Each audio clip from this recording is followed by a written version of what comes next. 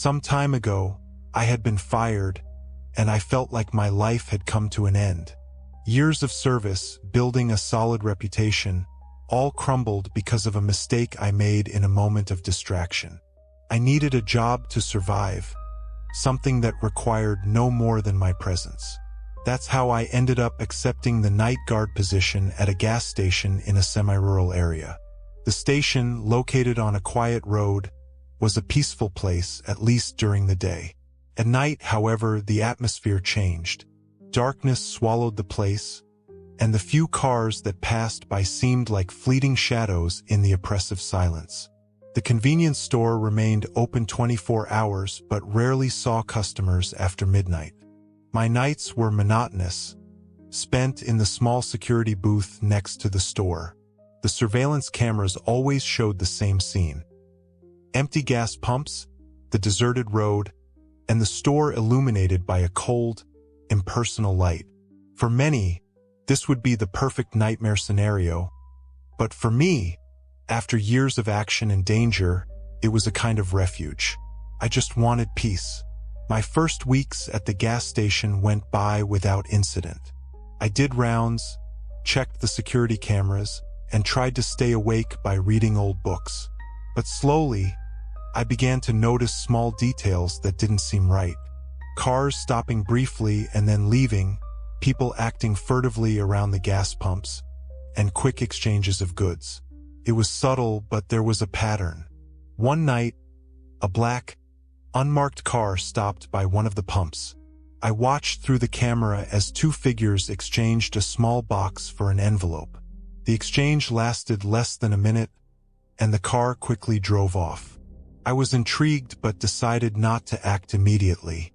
I continued observing night after night and began to see more of these suspicious interactions. My investigative skills, which I thought I had left behind, began to awaken. I noted down license plates that repeated, specific times when the exchanges occurred, and even the same faces appearing multiple times. I decided to piece things together, jot down the details, and try to understand what was happening. The pattern was clear. The gas station was serving as a meeting point for some criminal activity, probably drug trafficking. I decided I needed to do something about it. On a particularly busy night, I managed to photograph some of the exchanges with my cell phone. I resolved to confront one of the suspects, thinking there would be just two of them. Looking back, I see how naive I was. I waited until an exchange was about to happen and approached discreetly. One of the men noticed my presence and hesitated. Before I could say anything, the man muttered something into his radio, and within seconds, I was surrounded. I tried to fight, but I soon realized I was outnumbered. I was knocked down, and the last thing I remember was a sharp pain in my head before everything went dark. I remember waking up with a throbbing head and a sense of dizziness. My vision was blurry, and it took a few seconds to realize I was lying on the cold floor of the gas station's convenience store. The place was dark, lit only by the lights from the product shelves.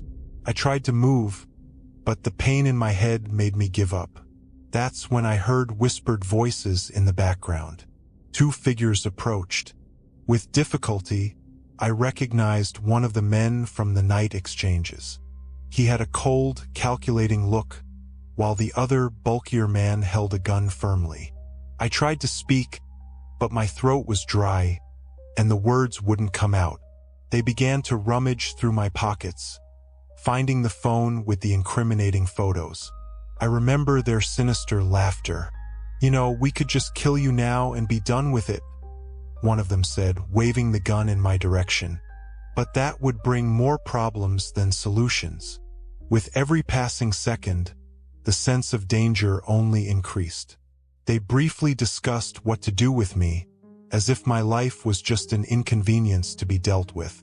The darkness of the store at this point felt suffocating. Suddenly, the station lights flickered, indicating the arrival of a car. The two men exchanged quick glances and decided to act. "Let's take care of this outside," said the man with the gun, pulling me by the collar. I tried to resist, but I was too weak. They dragged me outside, the cold moonlight illuminating the empty station. They took me to an isolated area behind the pumps, where the sound of footsteps echoed sinisterly in the night silence. Fear took hold of me as I imagined what was going to happen. Before they could do anything, a car headlight appeared on the road, coming in our direction. The intense glare blinded my captors for a moment, and I took advantage of the distraction to break free and run. I ran with all my strength, feeling the weight of terror propelling me. I heard gunshots behind me. I managed to reach a safer area, where I collapsed exhausted. The last thing I remember before losing consciousness again was the sound of distant sirens, a sign that help might finally be on the way. I woke up later in a hospital not too far from the road. I don't know exactly what happens at the station today, but the fastest thing I did was resign. My face had been marked in that place, and surely someone would return there. It was drizzling that night as I drove down the road. I was on my way to my parents' house for the weekend. The trip was long, but I enjoyed these hours alone, just me and my thoughts. Hours passed, and I began to feel the need for a break. The fuel gauge needles were dangerously close to the red, and I knew I needed to find a gas station soon. That's when I saw the sign announcing a station a few miles ahead. With a sigh of relief, I switched to the deceleration lane and pulled into the station. The place seemed practically deserted, except for an old truck parked near the convenience store. The attendant, a middle-aged man with a tired expression, was at the counter, seemingly lost in his own thoughts. I got out of the car and went to the gas pump, trying to ignore the uncomfortable feeling of being watched. As the tank filled, I looked around and noticed a man inside the truck. He seemed to be staring at me, but I told myself it was just paranoia. He's just some guy, I thought. As soon as I finished refueling, I went into the store to pay. "Good evening," I said to the attendant. He just mumbled something in response, without taking his eyes off the yellowed newspaper in front of him. I paid quickly and left, feeling an increasing desire to return to the safety of my car. That's when I noticed that the truck was now parked a bit closer to my vehicle. The man from the truck was still watching me. My heart started to beat faster, and my mind raced with possibilities. I ignored the feeling and walked quickly to my car, trying not to appear scared. As soon as I started the engine and began to pull away from the station, I noticed the truck maneuvering to follow me. I looked in the rearview mirror, trying to stay calm, but the fear began to grow within me. Is he really following me? I thought, trying to rationalize the situation. I adjusted the mirror and looked ahead, trying to ignore the growing panic. I left the gas station and drove down the dark road, trying not to look too much in the rearview mirror. However, the constant presence of the truck behind me was undeniable. At every turn, every hill, it was there, maintaining an unsettlingly close distance. The truck's lights behind me increased my anxiety. I tried to convince myself that it was all just a coincidence, that maybe he was just going in the same direction, but logic seemed less and less likely as time passed. I decided to test my theory. I sped up a bit, trying to gain some distance, but the truck did the same. When I slowed down, it also reduced speed, always maintaining the same proximity. Panic began to take over me. My mind raced with thoughts about what to do. I needed help. I grabbed my phone and dialed the police, but the area was remote, and the signal was weak. I remembered the hotel I had passed a few miles before the gas station. Maybe there would be someone there who could help. I drove toward the hotel, trying to stay calm. When I arrived, the place seemed almost as deserted as the gas station. There was only one car in the parking lot, but the reception light was on. I quickly parked and ran inside, trying not to look back. The receptionist, a young woman named Melissa, looked at me with surprise when I rushed in. Please help me. I think someone is following me, I managed to say, trying to control my breathing. She looked at me with concern, but before she could respond, the sound of the truck's engine was heard outside. I looked through the glass door and saw the truck parked across the street. The man was there, still watching me. Melissa told me to come in quickly, pulling me behind the counter, and said she would call the police. While she dialed the number, I tried to calm my racing heart. The phone rang several times before someone answered. Melissa explained the situation while I peeked through the window, seeing the man get out of the truck and slowly walk toward the hotel. Melissa spoke quickly on the phone, explaining the situation to the police. I hid behind the counter, trying to breathe deeply and stay calm. "They're on their way," Melissa said, trying to reassure me. Looking through the window, I saw the man approaching the entrance. He seemed to be inspecting the hotel, his eyes moving slowly from side to side. When our eyes met, he smiled in a disturbing way and took a step toward the glass door. Melissa approached and locked the door, trying to block access. The man, however, did not seem concerned. He got closer and started banging on the door, the sound echoing through the empty lobby. "Who are you? What do you want?" I shouted, trying to sound braver than I felt. He did not respond.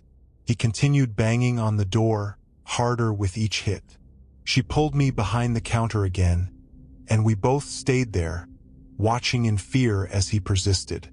Melissa, with a panicked look, said we needed to get out of there quickly, that the man might try to enter through the back door, which was weaker. I agreed with a nod, and we quickly headed to the back of the hotel. When we reached the other back door, Melissa unlocked it quickly, and we went out. Outside, we ran to my car, which was parked in the back. I unlocked the doors, and we quickly got in. I started the engine and drove quickly out of the parking lot, with the sound of the truck once again behind me. The man must have seen us escape, and now he was back in his vehicle, chasing us. "Turn right there," Melissa shouted, pointing to a narrow, winding road. I followed her instruction, turning the wheel sharply and entering the road. The curves were tight and difficult to navigate, but I hoped this would give us some advantage. The truck, however, seemed to have no problem keeping up with us. I was terrified, struggling to keep control of the car. Then I saw the opportunity. A particularly sharp curve was approaching, and I knew that if I calculated well, I could lose the truck. I slowed down sharply and made the turn, with the car skidding slightly before stabilizing. I looked in the rearview mirror and saw the truck skidding on the curve, losing control for a moment. I took advantage of this small opportunity and sped up, gaining some distance. I kept driving without looking back. Finally, after several curves and turns, it seemed we had lost the truck. The road was now deserted, and the only sound was the engine of my car and the rain falling. Melissa and I exchanged a look of relief, but the fear was still present. When we reached my parents' house, I finally felt a wave of security. I parked the car in the driveway, and we ran to the door. My parents, alarmed by our appearance, immediately took us in. We called the police and explained what had happened. At that point, the receptionist's witness statement was crucial for the police to quickly arrest the truck driver. To this day, I feel guilty for involving her in this, but her help was the most important point for everything to end well. However, nowadays I feel anxious and avoid driving alone on long roads. It was my first night alone on the night shift at the gas station. The place was small, with only 5 aisles of shelves crammed with snacks, drinks, and various other items. I was covering for John, a colleague who had taken an unexpected leave. The store, lit by cold fluorescent lights, was quiet, almost deserted. Outside, the darkness of the early morning stretched like a thick blanket, interrupted only by the occasional headlights of a passing car on the nearby road. The routine was simple: attend to the few night customers, keep the shelves organized, and occasionally check the stock in the small back room. The night was going smoothly. I even started to enjoy the calm, the time to think. But as time passed, the tranquility began to feel a bit oppressive. The absolute silence of the place, broken only by the hum of the refrigerators and the ticking of the clock on the wall, started to bother me. I approached the counter, where the cash register was, and started flipping through a magazine left by some previous customer. With every page turned, I glanced at the automatic door, waiting for it to open with the next customer. But no one came in. I looked at the clock again. It was just past 2 in the morning. There were still many hours until dawn.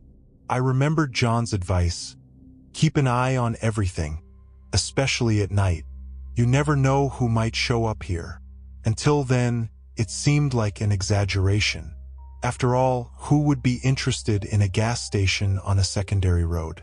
However, I began to understand his concern. The night dragged on, and the feeling of unease grew. I walked through the aisles, adjusting products on the shelves and checking expiration dates, trying to occupy my mind with anything other than the unsettling silence around me. In one of the aisles, I dropped a can of soda, and the sound reverberated through the place like a gunshot, making my heart jump. I returned to the counter and sat in the swivel chair, watching the black and white security cameras. Most of the images showed only empty aisles and the silent entrance. My eyes were heavy with fatigue, but I refused to close them, staying alert. Then I heard the first noise. It was a muffled sound, like a light scratching. I looked around, trying to identify the source, but everything seemed in order. Maybe it was just the building settling or the wind outside. I tried to convince myself it was nothing, but the sound persisted, now more audible and rhythmic, like something or someone moving slowly through the aisles. I stood up slowly, trying not to make any noise, and started walking toward the sound. As I approached the beverage section, the sound suddenly stopped. I felt a chill down my spine and a wave of paranoia took over me. It was as if someone was playing with me, waiting for me to get closer. I took a quick look down each aisle, checking the shelves, but saw nothing out of place. I thought about calling John, asking for some guidance, but I didn't want to seem incompetent on my first night. I decided I was just imagining things, a product of my tired mind. I returned to the counter, but now with heightened alertness. I started monitoring the security cameras more closely, waiting for any movement. And then I saw it. On the screen of the camera monitoring the back aisle, a shadow passed quickly. It was just a glimpse, but it was enough to make my heart race. I grabbed the phone and dialed the police, keeping my eyes fixed on the screen. Before I could complete the call, I heard heavy footsteps behind me. I turned quickly and saw a man emerging from one of the aisles, coming toward me. He was dirty, with tattered clothes and holding something in his hands. Before I could react, I felt a sharp pain and an electric shock course through my body, knocking me to the floor. Everything went dark. When I woke up, my muscles still ached and my vision was blurry. I was lying on the cold floor behind the counter, and everything around me seemed to spin. I tried to get up, but the weakness prevented me from making any sudden movements. The sound of footsteps echoed through the station, accompanied by indecipherable murmurs. I peeked over the counter and saw the man ransacking the store, throwing items on the floor while muttering to himself. My heart was pounding in my chest, and I knew I needed to act, but fear kept me frozen. I tried to move slowly, reaching for the phone that had fallen next to the swivel chair. My trembling fingers finally touched the device, but before I could make another attempt to call, the automatic door of the station opened with a hiss. "Hello, how are you?" The familiar voice of Paul, a regular customer, echoed through the space. He always stopped by during his trucker shift for a coffee and a chat. My relief was immediate. But the fear quickly returned when I saw the man turn, with wild eyes and a look of pure hatred. Paul looked at me and then at the man, understanding the situation in an instant. "What's going on here?"